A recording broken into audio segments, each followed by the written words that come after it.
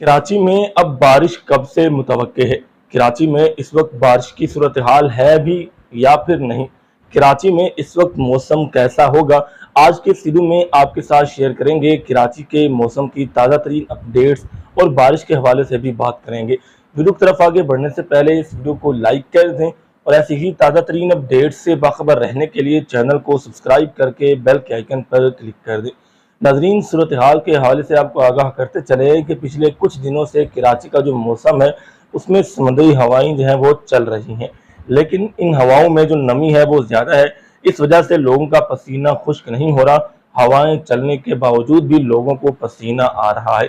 दूसरी जानब सूरत हाल की बात करें तो अगले कुछ दिनों तक फिलहाल कराची में बारिश जो है वो मुतवक्के नहीं है, लेकिन चंद दिनों के बाद से ये सिस्टम जो है वो दाखिल हो जाएगा और कराची में जो है एक बार फिर जो है वो तेज़ बारिश जो है वो मुतवक्के है वो देखने को मिलेगी।